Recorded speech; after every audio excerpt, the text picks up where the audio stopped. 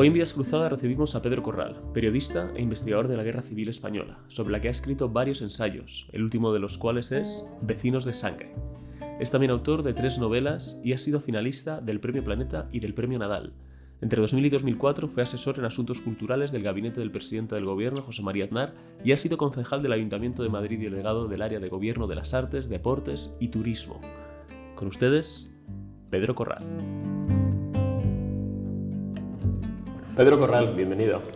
Hola, David, encantado. Muchísimas gracias. Vamos a empezar hablando un poco sobre tu infancia, si te parece bien. Sí. Cuéntanos un poco. Yo sé que naciste en Donosti, pero sé poco más. Sí, bueno, yo nací en San Sebastián de casualidad. Estaban mis padres veraneando en Deva. Yo soy el noveno de 12 hermanos y soy el único que no he nacido en Madrid.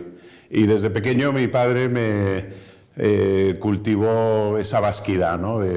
El único que no había nacido en Madrid, que había nacido en una ciudad tan bonita como San Sebastián. Pues bueno, me fui haciendo donostiarra, ¿no? Mis hijas me dicen que no me puedo llamar donostiarra, pero yo lo llevo muy a gala. Bueno, además eres de La Real, por lo que me has dicho. Sí, antes. soy de La Real. Desde pequeño asumí esa condición de realista y ahí estamos. Pero entonces, familiarmente eres madrileño y tu infancia la has pasado Sí. en Madrid. Mi familia es originaria de Tierra de Campos, de un pueblecito de Zamora que se llama Castroverde. Y bueno, de ahí vienen más allá de mis tatarabuelos y luego ya se afincaron en Valladolid y mis padres son primos, es decir, son hijos cada uno de un hermano y bueno, es verdad que la guerra civil les separó, uno estaba viviendo en Valladolid, el otro en Madrid y bueno, se conocieron seguramente después de la guerra. Mi padre se fue a estudiar ingeniería de caminos en Madrid. Y bueno, y ahí conoció a su prima y el flechazo fue instantáneo entre los dos, sí. Entre los dos corrales, porque por eso eres dos Corral. corrales, yo soy corral, justamente. Y en casa, evidentemente todo el que esté escuchándonos sabe de tu interés y tu pasión por la guerra civil. Sí. ¿En casa hablabais de la guerra? En casa no se hablaba de la guerra civil. Lo que tenía mi padre era una gran biblioteca sobre la guerra civil. Y yo me recuerdo de muy pequeño, luego he hecho los cálculos cronológicos y hay un libro muy espectacular, se llama España en llamas, que se edita en el año 68, si no recuerdo mal, 68-69.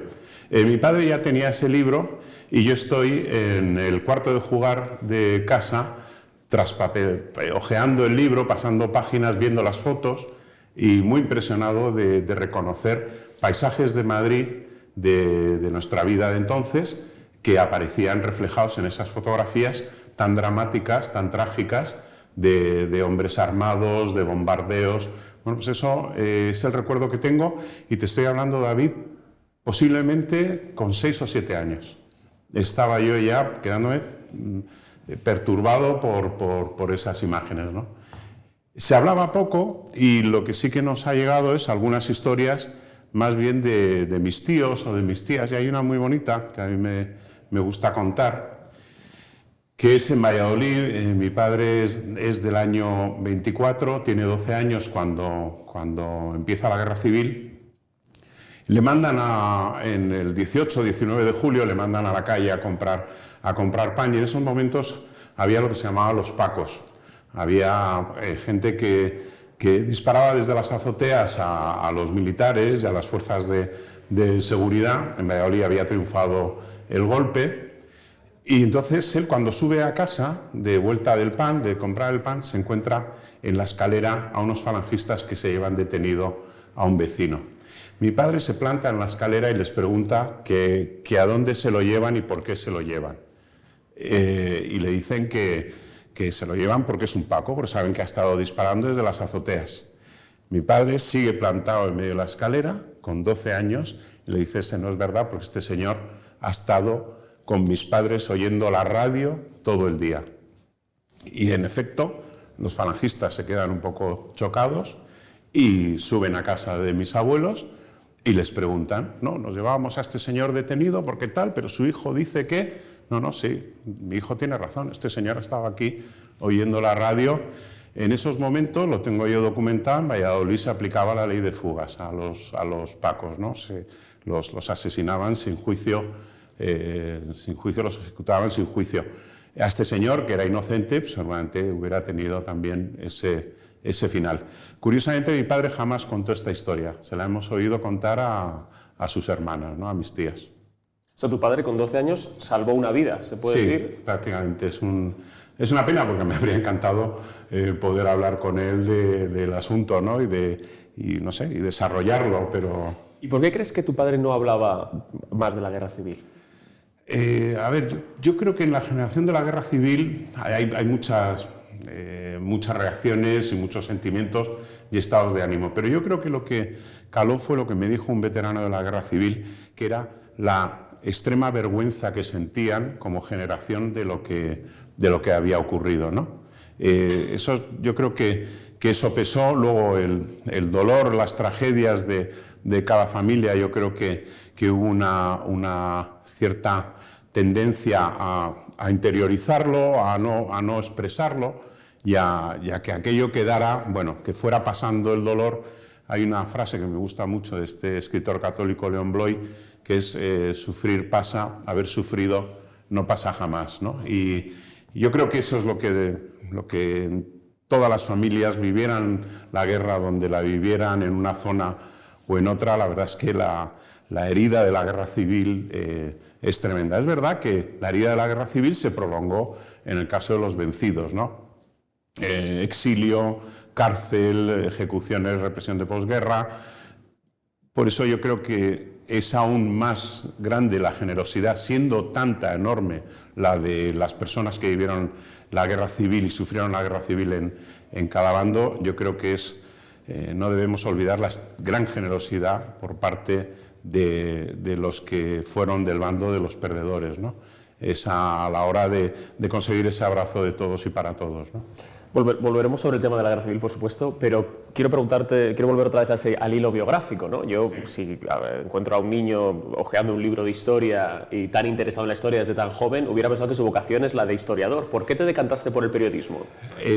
Bueno, yo me decanté por el periodismo porque a los 17 años, que es cuando te plantas ya en COU, en la selectividad, en el COU de entonces, y en la selectividad dije yo, ¿y qué voy a hacer yo con mi vida, no? ¿Yo qué sé hacer?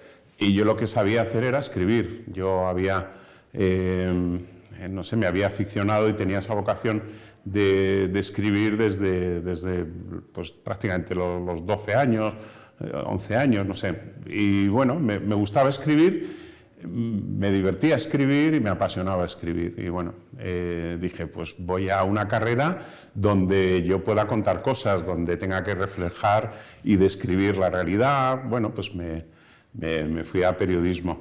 Es verdad que la historia me ha gustado siempre mucho, pero a mí cuando alguien dice, no, el historiador Pedro Corral, yo siempre corrijo, ¿no? A ver, que los títulos los carga el diablo. Yo no soy historiador, llamarme investigador de la guerra civil, pero soy sobre todo periodista, claro.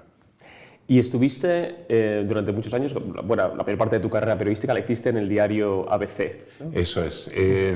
Yo entro a la Americana en el diario ABC. Aquí tengo que tener un recuerdo especial de dos personas, de Julio Bravo, que era compañero mío en periodismo, y de Tomás Cuesta, que era el jefe de cultura de ABC entonces, porque yo llevé un reportaje sobre el estado de conservación en España de las pinturas rupestres.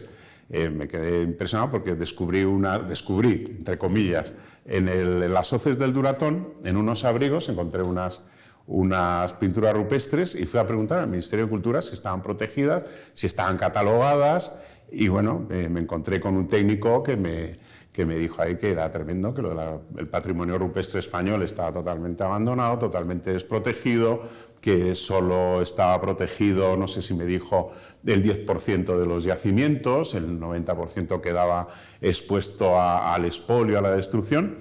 Entonces, bueno, yo acababa de terminar periodismo, me hice un artículo sobre esto, lo llevé a ABC, se lo di al jefe de cultura, Tomás Cuesta, entonces, en ese momento, en la puerta de ABC. Pues bueno, pues muchas gracias, muy interesante y tal. Lo publicó al día siguiente Y ese mismo día me llama mi compañero Julio Bravo, que estaba en ABC de la facultad, y me dice, oye, que les ha encantado lo que has hecho, que tal, que si quieres colaborar. Entonces yo empecé entrando en ABC colaborando por pieza, ¿no? ¿Y siempre en cultura? Eso en la sección de cultura. Y ahí, bueno, estuve 14 años, fui 3 años corresponsal en Roma, y bueno, alguien de repente me sugirió el ir como asesor de cultura de José María Aznar en Moncloa, ¿no? Esa era mi siguiente pregunta. ¿Cómo pasa uno de trabajar en la sección de cultura de un periódico nacional al gabinete de un presidente? Esa ansia de curiosidad impenitente que tenemos los periodistas seguramente, ¿no? Me apeteció todo, conocer la vida al otro lado de la barrera, ¿no? Después de haber estado informando de política cultural, bueno, pues me apeteció muchísimo, me parecía una experiencia impresionante, ¿no? Y la verdad es que fueron 4 años, del año 2000 a 2004, impresionantes, y sobre todo de las grandes amistades y de los grandes compañeros que encontré trabajando en Moncloa. Éramos menos asesores que los que tiene Sánchez ahora, pero verdaderamente fue una grandísima experiencia. ¿Eras ya una persona politizada? Es decir, aunque hacías periodismo cultural, ¿te interesaba mucho la política y te sentías comprometido con una ideología? Fíjate, la política me empieza a interesar. Yo venía de hacer siempre información cultural. Es verdad que metíamos siempre un poco en el jardín de la política y de la gestión cultural, el Museo del Prado, el Reina Sofía, la política del libro, el fomento de la lectura, pero realmente la política, donde me hago un verdadero máster en política, es en la corresponsalía en Roma, en Italia. Bueno, la política italiana, todos sabemos lo que es, yo creo, mi antiguo jefe de internacional en ABC, Ramón Pérez Maura, se acordará y se reirá seguramente de las veces que yo le llamaba diciendo que iba a haber crisis de gobierno. Oye, Ramón, de hoy no pasa, el gobierno italiano cae, luego no caía, pasaban los días, seguía sin caer, pasaban 2 meses y volvía a producirse la posibilidad de crisis de gobierno. Bueno, aquello era verdaderamente, yo creo que Ramón ya se empezó a cansar de mí, de esos avisos falsos de que viene el lobo y el lobo nunca venía. Pero verdaderamente sí, ahí yo creo que sí que me hice un buen máster en política. La experiencia en el gabinete de Aznar, del presidente Aznar, pues fue también otro máster, porque te das cuenta ahí en lo que llamaban los fontaneros, ¿no? Bueno, yo no me consideraba tan fontanero como, bueno, alguien que brinda ideas, que brinda propuestas, que brinda discurso, mensaje. Bueno, la verdad es que fue también una grandísima experiencia. ¿Y Aznar tenía interés en la política cultural? ¿Era algo que me consta que él es buen lector de poesía. Sí, pero de verdad, o sea, tiene no solo en Moncloa, también en su casa tiene una grandísima colección de poesía, y tenía un verdadero interés genuino por la cultura, ¿no?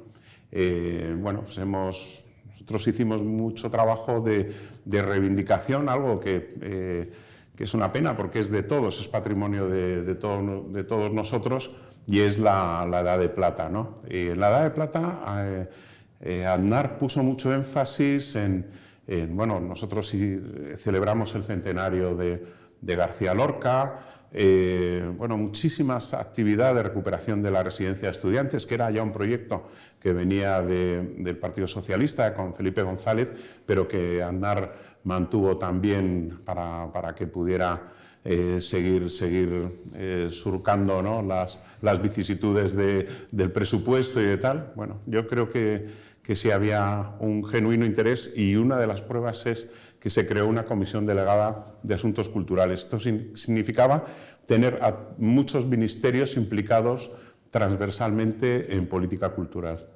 ¿Y qué crees que ha fallado en la política cultural española? No solo de una manera transversal, es decir, sí, en todos los gobiernos. ¿Crees que se ha prestado suficiente atención o simplemente o sí, pero no se ha sabido vender adecuadamente? Sí, yo creo que queda una asignatura pendiente, que creo que se vio en aquellos años del gobierno del Partido Popular, que fue el asumir verdaderamente la potencialidad de nuestro legado cultural. Yo creo que todavía seguimos viendo con cierto complejo, con cierta cicatería por nuestra parte hacia lo nuestro, hacia lo bueno de lo nuestro, ¿no? Que es ese inmenso legado cultural de España, ¿no? Yo creo que todavía queda pendiente el poder hacer una política cultural, y hay gente que no entenderá esta expresión, pero creo que a derecha y a izquierda todos podemos estar de acuerdo en que hay una cierta manera de patriotismo cultural que hay que reivindicar, sobre todo porque es un patriotismo en el que nos podemos reconocer todos, más allá de lo que pienses, de tus posicionamientos políticos o ideológicos, ¿no? Es bueno, pues el pensar con orgullo que somos legatarios de una grandísima herencia cultural y que debemos no solo preservarla, sino difundirla y potenciarla, ¿no? Una de las medidas, o digamos de los proyectos más polémicos de la primera legislatura de José Luis Rodríguez Zapatero fue la Ley de Memoria Histórica. Sí. Yo te quería preguntar si tu interés por la guerra civil, por profundizar en la guerra civil, se vio en cierto modo también amplificado por que intuías que se estaba haciendo un uso político de lo que había sido el conflicto. Sí, si tu afán de saber más tiene que ver también con eso. Lo reconozco que es así. Vamos, lo que vimos venir fue el comienzo de una gran ola de manipulación sobre el pasado de la guerra civil, ¿no? Lo primero fue romper un acuerdo que había habido durante la transición, que era no hacer de la guerra civil un arma política, ¿no? Eso se rompe ya con Rodríguez Zapatero, que ve claramente que el tema de la guerra civil puede provocar esa tensión de la que hablaba él, ¿verdad? Que nos conviene que haya tensión. Bueno, pues que él quería cerrar las filas de la izquierda en torno a un relato de la guerra civil, de buenos y de malos, de nosotros somos los herederos de los buenos, los que tenemos delante son los herederos de los malos. Eso apuntó algunas maneras ya esa campaña del año 96, si no recuerdo mal, creo que fue la del 96, de Felipe González con lo del Doberman, ¿no? Lo que pasa es que ya Rodríguez Zapatero ya le da una forma completa, ¿no? Es muy curioso porque yo que he estudiado las iniciativas sobre guerra civil y franquismo a lo largo de la democracia, hay evidentemente desde el comienzo de la democracia muchísimas iniciativas de reparación, sobre todo a los perdedores en cuestión de pensiones, de reconocimiento de grados a militares y miembros de las fuerzas de seguridad republicanas, carabineros, la restitución de los bienes incautados a partidos políticos y a sindicatos. Quiero recordar que es Aznar el que aprueba la ley de restitución de bienes incautados a los partidos políticos. O sea que entre todos los gobiernos de distinto signo, ya desde la UCD, ya se estaba trabajando en medidas de reparación. Zapatero, con ese adanismo que le fue consustancial, viene a vendernos que por vez primera se va a atender a las víctimas de la guerra civil y del franquismo en España, ¿no? Y eso no era cierto, pero a través de esa percha ya va fabricando ese relato en el que sobre todo la izquierda empieza a sustituir la legitimidad que había conseguido durante la transición y se va a buscarla a la Segunda República, ¿no? Y ahí tenemos ese relato mistificado de una Segunda República idílica, de una Segunda República ideal, donde no había ningún problema, donde todo avanzaba adecuadamente hacia un progreso, bienestar y libertad de todos los españoles, que es un relato que no se sostiene. No se sostiene primero porque lo cuentan los propios protagonistas, ¿no? ¿Cuál dirías que son los principales mitos que habría que desmentir respecto a la Segunda República? Bueno, yo diferenciaría dos cosas, porque se suele confundir, y yo estoy de acuerdo con las personas que dicen no meta la Segunda República a partir del 18 de julio. Lo que surge a partir del 18 de julio deja de ser Segunda República y es un Estado, lejos de lo que se cuenta, que intenta responder al vacío de poder creado por el golpe militar, intenta reconstruir sus instituciones. No, yo creo que el Estado, y en algún momento así lo reconoce Manuel Azaña, el Estado, el gobierno republicano, lo que hace es adecuar las instituciones republicanas al momento revolucionario que se da consecuentemente al golpe militar.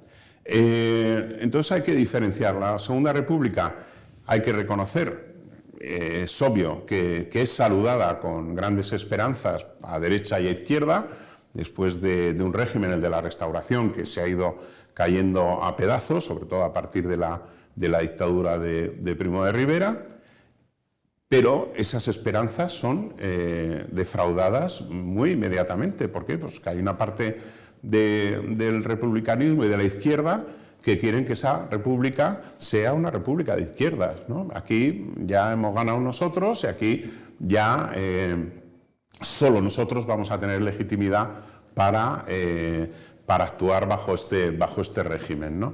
Bueno, ese es el choque al final de unos y otros negándose la legitimidad para detentar el poder en un sistema democrático de alternancia política en el que dices que tu adversario no tiene los mismos derechos que tú para detentar ese poder, ¿no? Bueno, ese es para mí el origen del cataclismo, ¿no? Bueno, se puede dar más importancia o no al golpe del 34, al golpe del Partido Socialista y de la UGT en el 34, cuando se forma, cuando Lerroux da entrada a tres ministros de la CEDA, tres ministros nada radicales, tres ministros bastante moderados. Uno de ellos incluso va a continuar y va a potenciar la reforma agraria del bienio anterior. Pues alguien dice, no, es que eso no tuvo nada que ver, eso no se puede decir que sea el comienzo de la guerra civil. Bueno, lo decía Raymond Carr, lo decía Salvador de Madariaga, ¿no? que fue el primer capítulo de la guerra civil, ¿no? Ahí verdaderamente ya tenemos dos Españas enfrentadas. Luego la campaña de las elecciones de febrero del 36, el mensaje machacón de la izquierda es el de la amnistía de los represaliados por el golpe del 34. Poco más, ahí hay un frentismo ya por las dos partes que no se sabe cómo se va a solucionar, ¿no? Bueno, el asesinato de Calvo Sotelo parece que ya es la chispa, ¿no?, de algo que se venía ya cocinando desde hacía tiempo, ¿no? Te quiero preguntar, a raíz del golpe del 34, por la figura de Largo Caballeros. Sí. Ha habido una disputa en Madrid respecto a si es o no es merecedor de una calle. La gente a veces olvida determinados episodios, ¿no? Claro. Yo te voy a decir sinceramente, David, que me pareció un error quitar una placa en la que se recuerda que una persona nació en tal edificio. Me parece que no va a ningún lado. Otra cosa es que quites una placa que diga que este señor le vamos a honrar y exaltar aquí porque fue el autor del golpe del 34 y de tal y de no sé qué. Bueno, pues porque haya nacido en ese edificio, seguramente haya gente que no entienda lo que digo, pero a mí me parece que si empezamos a quitar las placas recordando quién nació en este sitio según nos caiga el personaje bien o mal o se adecue a nuestros planteamientos ideológicos o políticos, pues la verdad es que aquí no quedaría ni un monumento, ni una estatua, ni una placa en toda la ciudad, ni en toda España, ¿no? Largo Caballero se suele decir que todas sus exaltaciones sobre la dictadura del proletariado que eran de boquilla. Bueno, de boquilla sí, claro, porque las dijo y las expresó verbalmente, pero lo que hay que ver es qué sentido tenía decirlo, ¿no? Pues era ir creando un caldo de cultivo en el que sabes que tus seguidores van a comprarte ese mensaje y esa mercancía, ¿no? Y no hay más que repasar los periódicos de la época para ver que ese mensaje de la dictadura del proletariado, de ir a por la clase burguesa, de esta democracia no nos sirve y tenemos que superarla y tenemos que ir a la dictadura del proletariado, es que no era solo marketing político, es que evidentemente había un proyecto detrás. Lo que ocurre en España en los años 30 es que unos y otros se tienen miedo respectivamente. Unos temen que unos vayan a ir a la revolución comunista y otros piensan que lo que va a hacer la CEDA es imponer el fascismo italiano o el nazismo alemán, ¿no? Y entonces se llega a un extremo donde, te digo, se le quita al otro totalmente la legitimidad, decir, no, pues usted quiere imponer esto, sí, pero usted quiere imponer lo otro. Bueno, pues al final fue, yo creo, parece que fuera un camino irremediable el de la guerra civil, ¿no? Y no estoy de acuerdo, yo estoy con Josep Pla, que la guerra civil se podía haber evitado. Lo que faltaron fueron políticos inteligentes, fueron políticos capaces de sacrificar sus planteamientos maximalistas para llegar a un terreno de entendimiento, ¿no? Una de las cosas que te he leído es que el 90% de los combatientes fueron reclutas forzosos, lo cual desmiente otro mito sobre la guerra civil, que es que la población estaba muy politizada y sobre todo muy polarizada, ¿no? Sí, que es un poco a lo que te estás refiriendo, ¿no? Que claro, son los políticos los que están polarizados. Ahí está. Yo tengo perdonad que hable de mi libro. Hombre, por eso estás aquí. Tengo un estudio sobre la deserción en la guerra civil. Apuntaba ya algunas realidades sobre la deserción Michael Seidman en su libro A ras de suelo, una historia social de la República en la guerra civil. Y verdaderamente lo que me arrojó la documentación fue un verdadero desmentido a esas fotografías épicas de los milicianos, de los voluntarios en uno y otro lado. Cuando te vas al dato preciso, riguroso de la historia, te encuentras con que los sublevados llaman a filas a los primeros reemplazos en agosto del 36. El gobierno republicano intenta hacer lo mismo ese mes, pero hay una, digamos, revuelta anarquista diciendo que no van a permitir la llamada de reemplazos para refundar un ejército regular que ha quedado disuelto por faccioso. Pero consigue al final, Largo Caballero, empezar la recluta en septiembre. ¿Por qué? Porque en octubre va a tener ya en marcha las primeras unidades del reconstituido Ejército Popular de la República, que es un auténtico milagro la creación de ese ejército en tan pocos meses. Pero si te das cuenta de que en agosto unos ya están llamando reclutas forzosos y en septiembre están llamándolos los otros, es que se dan cuenta de que no tienen gente con la que matarse. Aparte del ejército profesional traído de África con el puente aéreo, los regulares, los legionarios, los voluntarios carlistas, falangistas, que sí, que fueron muchos, como los fueron los de los comunistas en el 5º Regimiento, los socialistas, pero se dan cuenta de que para sostener una guerra no es suficiente, ¿no? Bueno, ahí es donde entra la casuística del joven, o no tan joven, porque la República llamó a reemplazos ya de 40, cerca de 40 años y más de 40 años, en el que se plantean, ¿y por qué tengo yo que coger ahora el fusil y disparar contra mi vecino? O disparar contra mi hermano, porque yo he conocido veteranos que me han contado que estuvieron luchando en el mismo sitio en el que luchó en el otro bando uno de sus hermanos. O sea, que se podrían haber matado entre ellos, ¿no? Bueno, eso es una guerra civil, es una guerra fratricida, ¿no? Entonces, lo que encuentro yo en la documentación es una panoplia inmensa de medidas de represión de los dos bandos contra los desertores, contra los prófugos, contra la gente que intenta desertar en primera línea. Hay un dato, David, que te descompone toda la imagen de la guerra civil, y lo dejo con esto. Este es un dato de Michael Seidman que yo luego encuentro en otras unidades.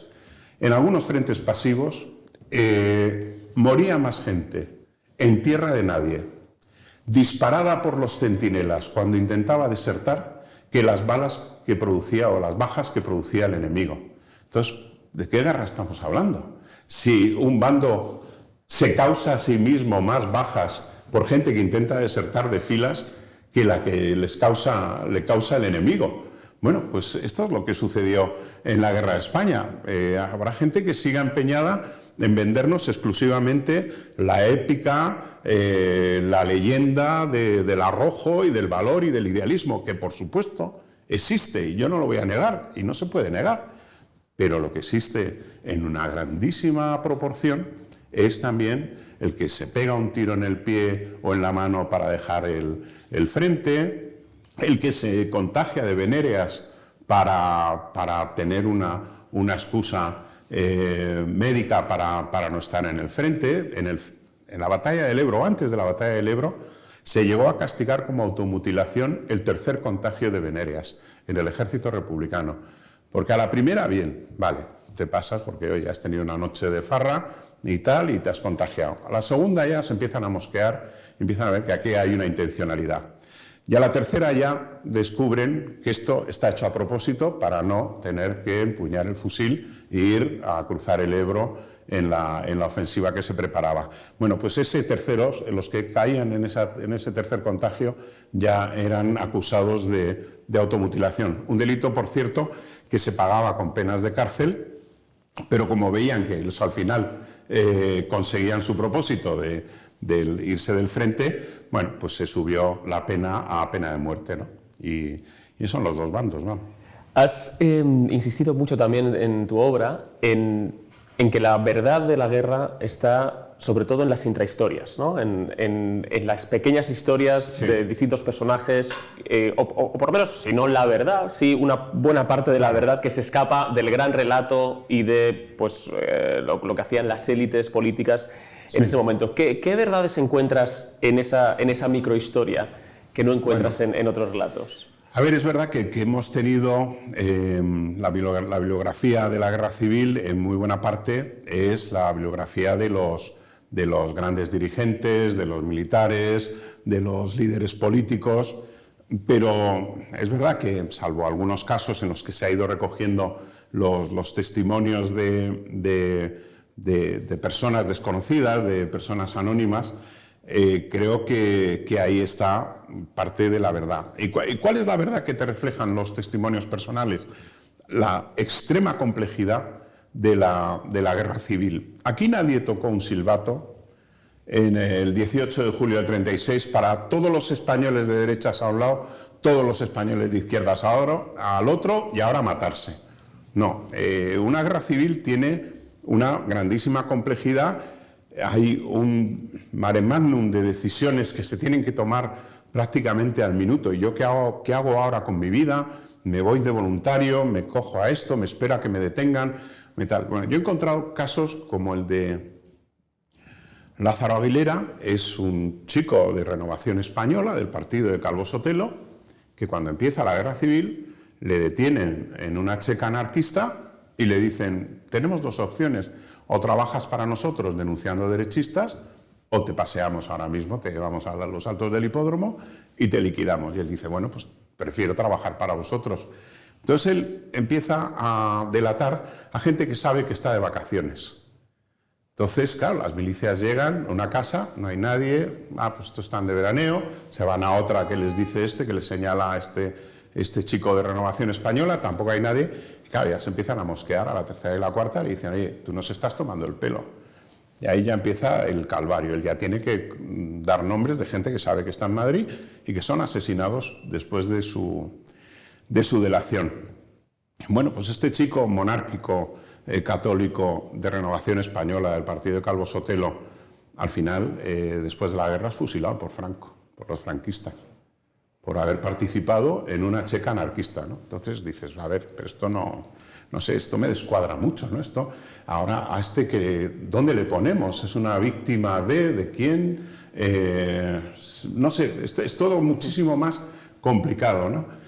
Hay otro caso que a mí me gusta mucho contar, es de los soldados que empiezan la guerra en un bando, reclutados por un bando, le hacen prisioneros los del otro bando en un choque, en una batalla, y los reutilizan y los vuelven a enviar al frente los que les han hecho prisioneros. Entonces son españoles que han hecho la guerra en los dos bandos. Entonces digo yo, para estos árbitros de la memoria histórica y para estos señores que llevan la maquinita de etiquetar y de sellar españoles según el color que les parezca, ¿con estos qué hacemos? Como decía alguien en una red social, tengo un abuelo que luchó en un bando y tengo un abuelo y el otro abuelo luchó en otro, ¿a quién le pongo flores? ¿No? Oiga, yo creo que todos habíamos asumido que la guerra civil fue una grandísima tragedia para todo el mundo y parece que ahora estamos pintando que no, que aquí solo hubo una tragedia para unos y que los otros, bueno, sobre todo los otros ya estaban reconocidos, ¿no? Pues a mí ese reconocimiento, digamos, de mediado sectario, pues no me vale. Me parece que una democracia debería reconocer a todas las víctimas, ¿no? A todos los que sufrieron por igual. Ahora hablaremos de las políticas de memoria, pero antes quiero que nos hables un poco de tu último libro, de Vecinos de Sangre, en el que te ocupas de lo que sucedió concretamente en Madrid, ¿no? Madrid, desde que estalla la guerra en julio del 36 y hasta bien entrado el otoño, tiene un periodo de descontrol y violencia, ¿no? Entonces, cuéntanos por qué te interesaba Madrid y por qué te interesa esa historia que además haces a través de los porteros, ¿no? De los testimonios de los porteros. Bueno, esta es una documentación que existía y existe al alcance de todo el mundo, completamente accesible a través del archivo Pares. Y bueno, yo la fui a consultar pues, por temas de familia. Dije, bueno, voy a ver qué pasó.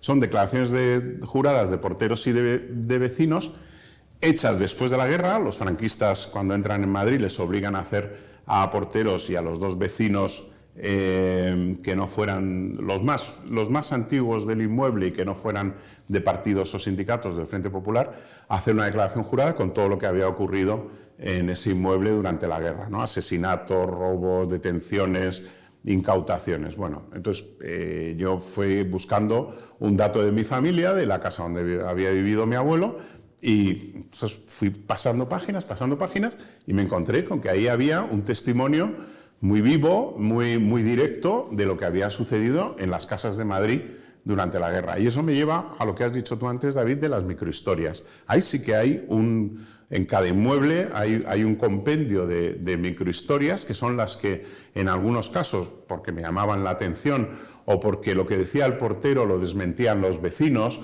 entonces intentaba tirar del hilo a ver cuál era la verdad de esas declaraciones juradas contradictorias, la del portero que decía que él se había portado fenomenal con los vecinos y las de los vecinos que decían que el portero había sido un canalla. Bueno, pues me empecé a tirar de algunas de esas historias y lo que he conseguido o intentado reflejar es un retrato del Madrid de la Guerra Civil en todos los sentidos: el hambre, los bombardeos, por supuesto la represión, las checas, la llamada filas. Bueno, pues me ha quedado un relato muy de patio de vecinos, muy a pie de calle de lo que fue la Guerra Civil, contada por quienes la vivieron. Estremecedor, ¿no? Hay algunas cosas que cuentas en ese libro, yo lo recomiendo mucho, por ejemplo, que no era ya el miedo al paseo, sino incluso las personas que acudían a los sitios habilitados para preguntar dónde estaba el cadáver de su familiar, a esas personas también corrían el riesgo de ser asesinadas. Era peligroso ir a preguntar, por ejemplo, al cementerio del Este. Está acreditado por algunos de los testimonios que he encontrado que gente que iba a preguntar por un hermano o por un hijo asesinado en el cementerio del Este, los asesinaban a ellos también, ¿no? Bueno, la verdad es que es un relato a veces muy crudo, pero también lleno de solidaridad, de generosidad y de compasión, ¿no? Hay muchísimos ejemplos de, por supuesto, atrocidades sin cuento, pero también de un comportamiento solidario.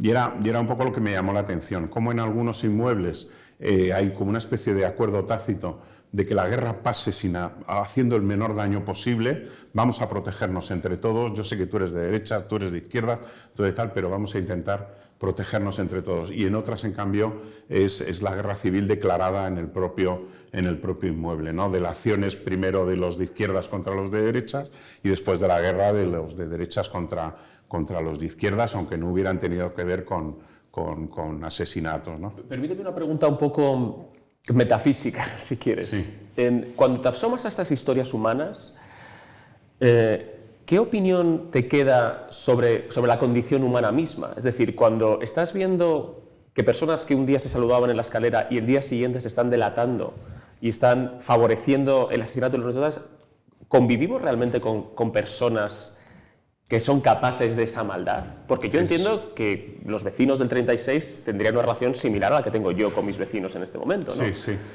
Yo ahí, fíjate, una de las cosas que a lo mejor puede responder a tu pregunta es darme cuenta de cuánta gente hizo el mal por miedo.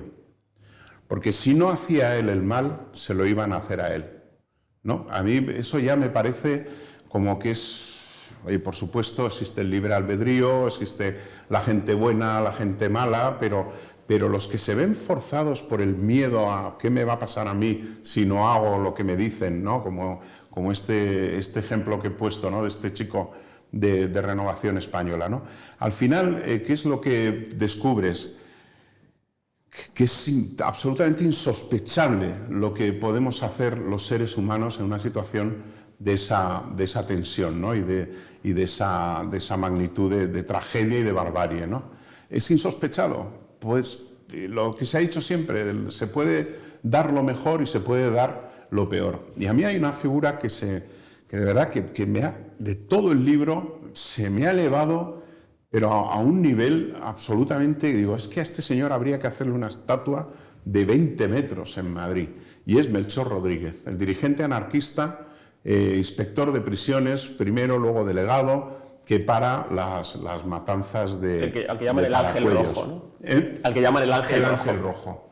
El Ángel Rojo se incauta de un palacio en la calle Duque de Rivas y fíjate lo que hace. Disfraza ese palacio de checa. Él tiene a un grupo de la FAI que se llaman Los Libertos, al que él pertenece, y hace ver como que ahí está funcionando una checa.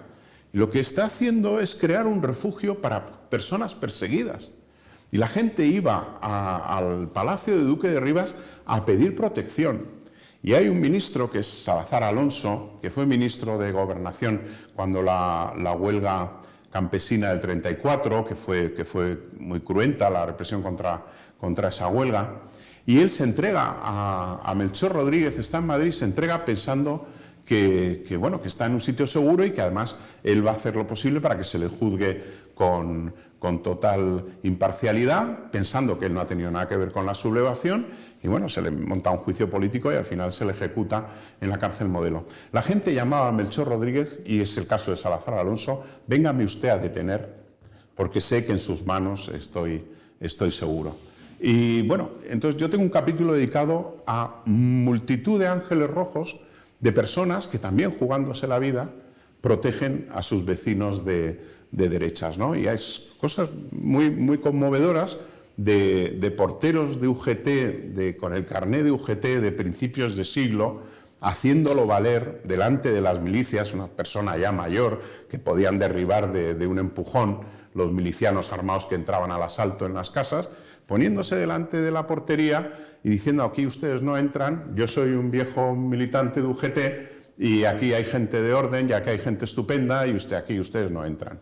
Y jugándose la vida también, porque hay otros casos en los que llegaban los milicianos y lo primero que hacían era pegarle un tiro al portero y sin preguntar, ¿no? Pues verdaderamente yo me quedo con eso, David, de todo el libro, que es un libro con historias muy, muy duras, muy escalofriantes. Hay un reposo, un remanso de bondad, de generosidad por parte de muchas personas, más allá de su ideología política. ¿Por qué? Porque luego también, cuando entran los nacionales en Madrid, va a haber mucha gente de derechas que defienda a los de izquierdas y los avale y digan: y este tío se ha portado bien, y este ha hecho esto. Y hay una historia muy bonita, que es una pena que no conozco el nombre, que es un portero del que recuerdan todos los vecinos que fue un tío estupendo, que les defendió, que tal. Ese portero se fue a Filas, llamado a Filas por el Ejército Popular, y muere en combate, luchando en el frente, cumpliendo su deber como soldado, ¿no? Soldado de reemplazo. Y es muy emocionante, porque los vecinos le recuerdan, es un combatiente republicano, es un combatiente que ha luchado por la República, pero tienen un recuerdo fantástico, así lo hacen ver en la declaración. Bueno, pues yo me quedo con esas historias, ¿no? Yo creo que además son las historias que nos pueden ayudar a recomponer. Tiene Octavio Ruiz Manjón un libro, se llama Algunos hombres buenos, que va en esa línea. Oiga, ¿por qué no recordamos y por qué no reconocemos a estas figuras, ¿no? que supieron trascender de la batalla cruenta, ideológica, política, para hacer valer por encima de todos los principios de humanidad, ¿no? ¿Estamos ahora en un momento similar en el que hay un consenso entre la gente normal y son los políticos quienes están enfrentados por la cuestión de la memoria? Porque no tengo los datos estadísticos, pero yo creo que la mayoría de los españoles están de acuerdo con que las personas que están en fosas comunes reciban la sepultura que sus familiares quieran darle, con que se abran las fosas comunes que puedan abrirse. Entiendo que aquellas que están inaccesibles o se ha construido algo encima, este tipo de casuística la contemplo, pero no me parece que haya tanta división de opiniones respecto a este tema. Creo que hay un consenso bastante amplio. Entonces, a ver, ¿cuál es el problema? Yo creo que en España deberíamos asumir con más naturalidad el disenso y la discrepancia, y el que uno puede pensar diferente que yo sin que el que piense diferente a mí suponga una depreciación de lo que yo pienso, ¿no? Que muchas veces es eso, ¿no? Es que si no piensas como yo es que a mí me estás haciendo de menos. No, todos podemos pensar diferente y tener, como digo, la misma legitimidad para pensar lo que queramos, ¿no? Es verdad que hay una cierta intención, y eso se vio desde Zapatero con muchas de las propuestas legislativas, y ahora lo estamos viendo también, que son propuestas legislativas de una grandísima carga ideológica. Y yo pienso siempre en lo de la memoria histórica y en lo de la memoria democrática como un gran señuelo, como una gran mentira, como un gran escenario de cartón piedra para dividirnos. Porque, a ver, ¿esto de qué se trata? Hemos hablado de fosas.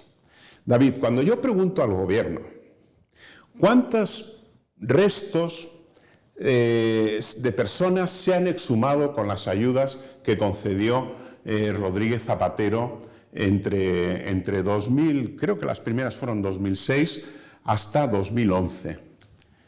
El gobierno de Pedro Sánchez me dice que no lo saben.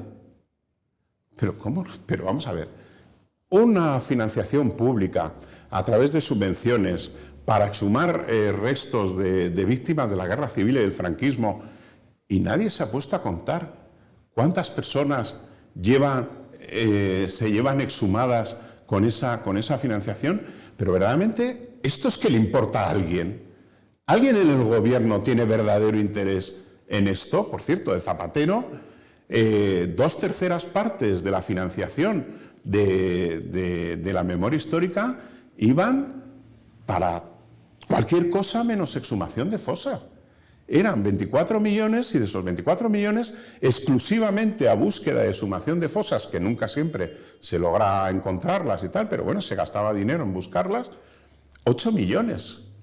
Y los otros 16, pues para la Fundación Fulanito de Tal de PSOE, para la Fundación Fulanito de Tal de UGT, para el sindicato no sé qué, para que haga un estudio de la mujer en la guerra civil yo qué sé, en Porcuna o en tal. Bueno, y vale, muy bien.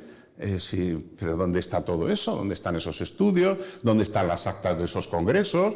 ¿Dónde están los documentales? Sí, algunos se habrá hecho, pero ¿ha servido de algo o esto era realmente una excusa para repartir una financiación extraordinaria a tus grupos y fundaciones afines? Vamos a ver. Luego, se le pregunta al gobierno, oiga, ¿cuántas personas de las exhumadas con las ayudas del gobierno de Pedro Sánchez se han identificado? Bueno, pues se exhuman los restos de 900 víctimas de la guerra civil y del franquismo y se identifican 35. Entonces, verdaderamente son cosas que dices, pero vamos a ver, esto nos está ayudando a algún gobierno que no sabe cuántas personas se han exhumado con el dinero que se ha dado. No sé, me parece que hay como una especie de utilización de esto. Bueno, la ley de memoria democrática establece taxativamente que nadie que reclame podrá conseguir ninguna indemnización por parte del Estado. Aquí no hay responsabilidad patrimonial del Estado en nada que usted intente sacarle algo al Estado y pues mira, por años de cárcel, por asesinato, por tal. No, es que te dicen que no hay responsabilidad patrimonial. Oiga, entonces, ¿esto qué es? Esto es un decorado. Esto es un decorado que está muy bien para que, no sé, provocar esa tensión, para que nos enfrentemos, nos dividamos a cuenta de algo del pasado, ¿no? Yo, la ley de memoria democrática, lo habría dejado exclusivamente en el asunto de las fosas. Es un tema que tenemos que resolver. Francisco Echevarría, que es el asesor de Pedro Sánchez en este tema y el que más sabe seguramente en toda España, dice que quedan unas 20.000, en las fosas unas 20.000 víctimas por recuperar. Oye, pongámonos a ello, pongamos una financiación durante varios años y tal, y liquidemos este asunto, ¿no? Yo creo que por humanidad y familias que tienen esa legítima aspiración, oye, pues nos ponemos a ello. Pero nada más, el resto, bueno, pues mira, lo que han metido de ese artículo es una disposición adicional, o de crear una comisión que verifique si entre el año 78, del año de la Constitución, y el año 83, que es un año después de la victoria de Felipe González, que ahora, por cierto, se está conmemorando, una comisión que verifique si pudieron hacerse atropellos a los derechos humanos a personas que defendían la libertad y la democracia. Vamos a ver si España era una democracia plena ya desde el año 78, como dice el profesor Roberto Villa, desde la Ley de Reforma Política, que es nuestra preconstitución, ¿no? Bueno, pues se le ha venido a dar la razón a Bildu de que prolongue el franquismo, ¿verdad?, de esa manera camuflada, o no tan camuflada, hasta el año 83, en pleno gobierno del PSOE, ¿no? Terminamos con la pregunta habitual, sí, que es ¿a quién te gustaría que invitáramos?